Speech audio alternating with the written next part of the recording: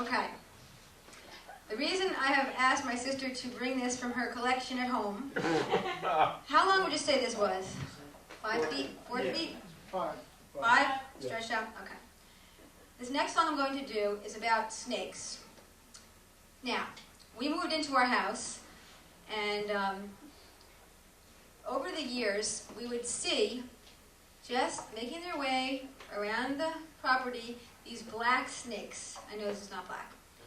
Racer snakes, I guess they're called, black racer snakes. And they were very long, longer than this. I would say 6 feet long. But we only saw one at a time. We didn't know there was 2 yet. I'm getting ahead of myself. We would see one snake, and he was usually very straight. And it was like, the snake, the snake. We'd all run out to always look at the snake, and we would watch him for a while, and it was just like totally cool because the snake was so big. And we just used to watch him. He used to be, on the lawn, and then he used to go away. Okay. So, but we used to see him every once in a while, and it was always kind of a privilege to have him come and visit us. All right. Now you know that. So one day, my husband wasn't home. He went away for the weekend. My son had a broken leg. He was on crutches. I guess this was a couple of years ago. I go outside. It was about to storm. There was a lot of clouds and that ominous feeling and everything. So I went outside, and I'm just poking around, putting away the things that might blow away, all that, and I see snakes. They were right next to the side of the house, like lying in a little pile of leaves, and there was 2 of them there. And I'm like, oh my God, they're like making a nest. There's 2 of them, and they're making a nest, and they're doing it right here by my house. And I'm like, oh my God. It was like, we all came out, we looked at it. I was like, wow, okay. I went inside, forgot about it, and then the next morning I came out, and they were still there. And then I was like, whoa, what is going on? And that's like was really weird, and that's what this song is about. So I'll play the song, and then I'll give you the more details later. But this experience had a profound effect on me. Profound. And it also involved my neighbor, Ralph. I wish I had a picture of him. Because I have to tell you, when Ralph came over, as he did in the song that you'll hear I mention him, I want to tell you what he looked like. Now, Ralph works for Con Ed. He lives across the street. He moved up from the Bronx. He's one of these guys that moves up to suburbia and buys every possible power tool as soon as he gets here. Is real into the whole suburban thing. And he's always blowing his leaves and everything. So Ralph comes over, because I said, Ralph, I needed his help.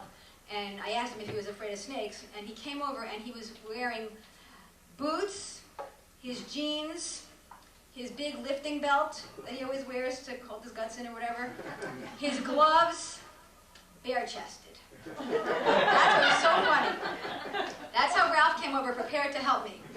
Because my son was on crutches and my husband was away, and I needed some assistance. My son actually did wind up helping, but it was a precarious thing.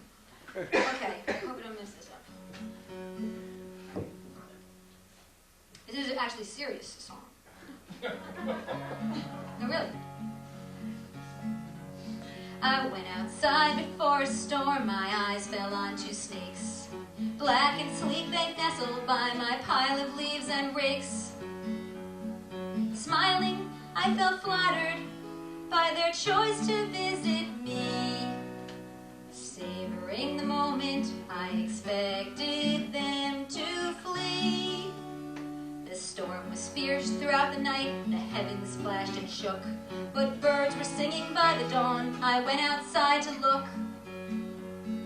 Right where I had left them were those snakes, to my surprise. Raised their heads to see me with no fear inside their eyes. Something wasn't right, I felt my heart begin to pound. Brushed aside the leaves and rakes and got down on the ground. Those reptiles were not nesting, and they didn't choose to stay tangled in the net that I forgot to put away.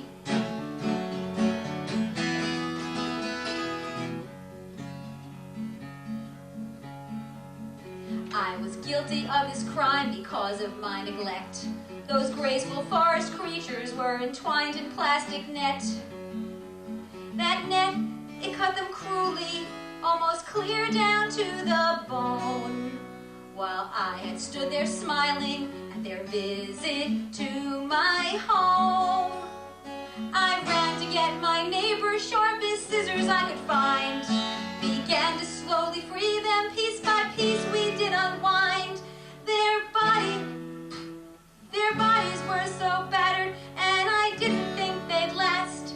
But when we put them down, they slithered off into the grass.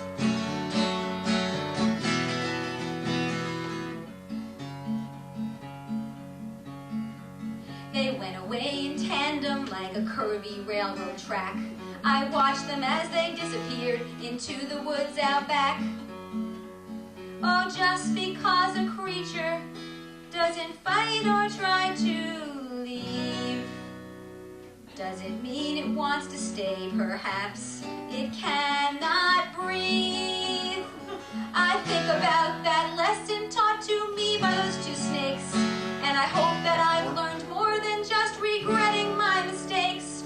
Oh, just because a creature doesn't fight or try to leave, doesn't mean it wants to stay. Perhaps it cannot breathe. Perhaps it cannot breathe.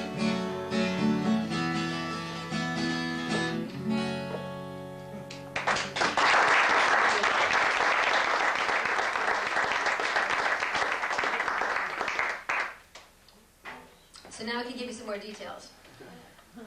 After we took out this pile of totally entwined up, messed up snakes, they were caught in a net, and so we separated them first. We clipped them apart and put one of them inside of a pillowcase, and the other one, Caleb on his crutches was holding part of it, and Ralph, my neighbor, was holding the middle part, and I was holding the head.